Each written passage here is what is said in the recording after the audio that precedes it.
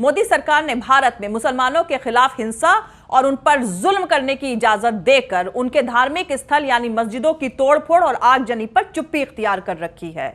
इस सरकार ने मुसलमानों के खिलाफ दी जा रही हेट स्पीचेस को रोकने की भी कोई कोशिश नहीं करी और ना ही बेगुनाह मुसलमानों की मॉब लिंचिंग का सिलसिला रुकने का नाम ले रहा है। ऐसा मानना है अमेरिकी संस्था United states commission on international religious freedom का, जिसने अपनी रिपोर्ट में भारत में मुसलमानों के साथ हो रहे जुल्मों पर नाराजगी जाहिर करते हुए डोनाल्ड ट्रंप सरकार से मोदी सरकार की एजेंसियों और उनके अधिकारियों पर पाबंदी लगाने, उनके अमेरिका आने पर बैन लगाना और उनकी सारी प्रॉपर्टीज जब्त करने का सुझाव दिया है। दरअसल भाजपा और आरएसएस के हिंदुत्व की राजनीति मुसलमानों को इकोनॉमिकली और सोशली कमजोर करने की पॉलिसीज पर टिकी हुई है। इसीलिए 2014 के बाद से ही भाजपा और आरएसएस से जुड़े लोग और उसके संगठन मुसलमानों पर लगातार हमला बोलते आ रहे हैं, उनको देशद्रोही, गद्दार और यहां तक कि कोरोना फैलाने के लिए जिम्मेदार बताकर उनको बदनाम कर रहे हैं। प्रदेश के प्रधानमंत्री मोदी जी ना तो ऐसे लोगों के खिलाफ कुछ बोलते हैं और ना ही ऐसे लोगों के खिलाफ कुछ कार्रवाई कर रहे हैं। उनकी इसी चुप्पी का नतीजा है कि पूरे देश में बाकायदा एक कैंपेन चलाया गया कि कोरोना फैलाने के लिए सिर्फ मुसलमान जिम्मेदार है।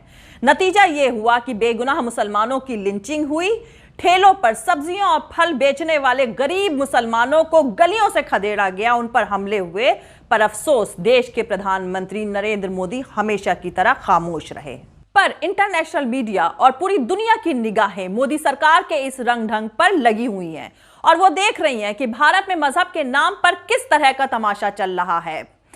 दिल्ली दंगों के दौरान और उसके बाद मुसलमानों को निशाना बनाने की खबरें आए दिन इंटरनेशनल मीडिया पर सुर्खियां बटोर रही हैं। जिस तरह भाजपा और आरएसएस की तरफ से कोरोना संकट को सांप्रदायिक रंग देकर मुसलमानों के खिलाफ नफरती प्रोपेगेंडा चलाया जा रहा है, वो पूरी दुनिया से छुपा नहीं है और न ही ये बात छुपी है कि मोदी सरकार इसको रोकने की कोई कोशिश नहीं कर रही है। पर अब शायद हालात और हवा का रुख बदल रहा है। देश के प्रधानमंत्री नरेंद्र मोदी जी ने रमजान के पाक महीने में की गई मन की बात में मुसलमानों को रमजान की मुबारकबाद देते हुए कहा कि मुस्लिम समाज के लोग अपने घरों में रहकर इबादत करें और अल्लाह से दुआ करें कि कोरोना महामारी जल्द से जल्द खत्म हो जाए। बहुत अच्छी बात है, देश और दुनिया का हर मुसलमान दुआ करेगा और कर भी रहा है कि कोरोना वायरस जैसी मुसीबत से भारत और पूरी दुनिया को जल्द से जल्द छुटकारा मिले। लेकिन नरेंद्र मोदी का ये बयान देश के मुसलमानों का यकीन जीतने से ज्यादा मिडिल ईस्ट देशों के दबाव के चलते दिया गया बयान ज्यादा महसूस हो रहा है। दरअसल अरब देशों में करोड़ों भारतीय रहते हैं। इनमें बिजनेसमैन, ऊंची पोस्टों पर काम करने वालों से लेकर छोटे कामगार सभी शामिल हैं। ये लोग इन मुस्लिम देशों से हर महीने करोड़ों रुपए भारत ट्रांसफर करते हैं, जिससे भारत की खस्ता हाल इकोनॉमी की मरम्मत करने में मदद मिलती है। पर भारत में कोरोना महामारी के दौरान मुसलमानों और इस्लाम के खिलाफ चल रहे नफरती कैंपेन के चलते बहुत सारे वीडियोस और जहरीली पोस्टें वायरल हुई।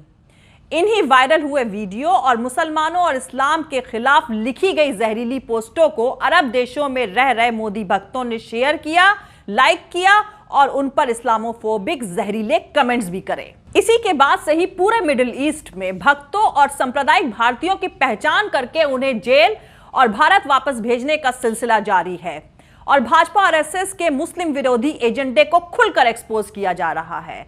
शायद इसीलिए नरेंद्र मोदी जी को रमजान के महीने में मुसलमानों की दुआओं की जरूरत पड़ रही है। भारत में भाजपा और आरएसएस की तरफ से मुसलमानों के खिलाफ बोई गई नफरत के फसल की कहानी सिर्फ अरब देशों तक नहीं फैली है, बल्कि ये मामला अब इंटरनेशनल हो चुका है और पूरी दुनिया के सामने मोदी सरकार के चलते भारत की छीछा लेदर का सिलसिला जारी है। कई इंटरनेशनल ऑर्गेनाइजेशन पहले ही भारत के मुसलमानों पर हो रहे जुल्मों पर फिक्र जाहिर कर चुके हैं, पर अब मोदी जी के जिगरी दोस्त डोनाल्ड ट्रंप के मुल्क यूनाइटेड स्टेट्स ऑफ अमेरिका से भी नाराजगी का पैगाम आया है। अमेरिकी संस्था United states commission on international religious freedom USCIRF ने भारत में मुसलमानों के ऊपर हो रहे जुल्मों पर फिक्र जताते हुए अपनी रिपोर्ट में कहा कि इस नफरती कैंपेन को चलाने वाले ऑर्गेनाइजेशन और उससे जुड़े लोगों को बैन करके उनकी प्रॉपर्टीज और उनके बैंक अकाउंट्स को सीज कर देना चाहिए। तो दोस्तों 2014 के बाद से गाय के नाम पर शुरू हुई मुसलमानों की मॉब लिंचिंग से लेकर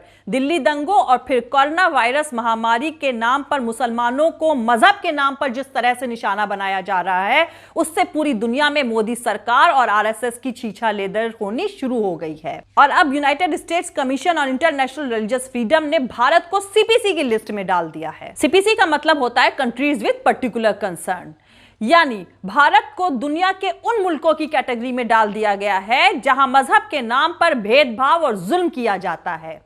ऐसा दूसरी बार भारत के साथ हो रहा है। पहली बार भारत को सीपीसी की लिस्ट में 2002 गुजरात दंगों के बाद डाला गया था और इसीलिए मोदी जी के बोल कुछ बदले बदले से नजर आ रहे हैं। तो दोस्तों इस वीडियो में हम जानेंगे कि भाजपा आरएसएस की तरफ से मुसलमानों के खिलाफ जो नफरती प्रोपेगेंडा चलाया जा रहा है वो क्या अपनी आखिरी मंजिल तक पहुंच गया है, और अगर भाजपा आरएसएस मुसलमानों के खिलाफ अपने इस नफरती प्रोपेगेंडे से पीछे नहीं हटती है तो उसको क्या नतीजा भुगतना पड़ सकता है। और सीपीसी की लिस्ट जिसमें पाकिस्तान और ईरान पहले से ही मौजूद है, उसमें भारत का नाम आने के बाद दुनिया में भारत की इमेज को क्या फर्क पड़ेगा। इसके साथ साथ हम ये भी जानेंगे कि अमेरिकी संस्था United state commission on international religious freedom USCIRF ने भारत के होम मिनिस्टर अमित शाह को अमेरिका आने पर बैन लगाने के लिए क्यों कहा है। ये सारी बातें मैं आपको इस वीडियो में बताऊंगी, लेकिन उससे पहले जो लोग हमारे इस चैनल पर नए हैं वो हमारा YouTube channel political Tamasha with doctor Arshi को सब्सक्राइब करके वहां पे लगी बेल आइकॉन को जरूर दबा दे ताकि आपको हमारे आने वाले हर वीडियोस की अपडेट्स मिलती रहे। और दोस्तों अगर आपको हमारा काम पसंद आता है, हमारे वीडियोस पसंद आते हैं तो www.patreon.com DR अर्शी खान पर जाकर डोनेट करके आप हमारे काम को सपोर्ट कर सकते हैं।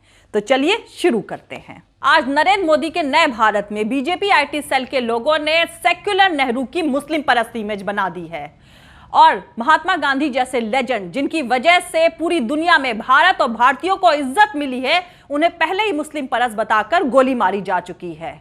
और अब सड़क से लेकर संसद तक भगवा झंडा उठाए लोग गांधी के हत्यारे नाथूराम गोडसे को देशभक्त बताते घूम रहे हैं। तो ऐसे भारत में अगर छोटा मोटा काम करने वाले गरीब मुसलमानों को बायकॉट करने की अपील हिंदूवादी संगठनों की तरफ से करी जा रही है तो इसमें कोई ताज्जुब की बात नहीं है, क्योंकि मुसलमानों को गरीबी, भुखमरी और बेरोजगारी की तरफ ढकेलने का सारा प्रोग्राम सरकार की सहमति से ही हो रहा है। इसीलिए अमेरिकी संस्था United states commission on international religious freedom ने सीपीसी लिस्ट में भारत को पहले नंबर पर रखते हुए भाजपा, आरएसएस और हिंदूवादी संगठन पर पाबंदी लगाने की सिफारिश करी है। तो दोस्तों आपको बता दें कि इससे पहले भारत दूसरे नंबर की कैटेगरी पर था, यानी कि भारत में मुसलमानों के साथ जो भेदभाव किया जा रहा था उस पर यह संस्था नजर रखे हुई थी, यानी कि मोदी सरकार की हरकतें निगरानी में थीं। और अब दिल्ली दंगों के बाद कोरोना वायरस महामारी की आड़ में मुसलमानों को अलग थलग करके आरएसएस जिस तरह से अपने एजेंडे पर आगे बढ़ रही है, उसकी संजीदगी को समझते हुए United states commission on international religious freedom ने भारत को सीपीसी यानी कंट्रीज विद पर्टिकुलर कंसर्न की लिस्ट में पहले नंबर पर डाल दिया है। इसका मतलब है इस वक्त भारत में मजहब के नाम पर लोगों पर जुल्म किया जा रहा है, उनको मारा जा रहा है, उनका रोजगार छीना जा रहा है, उनकी प्रॉपर्टीज में आग लगाई जा रही है। और भारत को सीपीसी के लिस्ट के इस नंबर पर आ जाने के बाद बहुत सारे अमन पसंद और सेक्युलर मुल्क भारत को पहले जैसी इज्जत और सम्मान नहीं देंगे। इससे पहले भी भारत सीपीसी की लिस्ट में पहले नंबर पर नरेंद्र मोदी के कारनामों की वजह से ही आया था। उस वक्त प्रधानमंत्री नरेंद्र मोदी जी गुजरात के मुख्यमंत्री हुआ करते थे और गुजरात 2002 दंगों के दौरान हजारों मुसलमानों की जानें गई थी।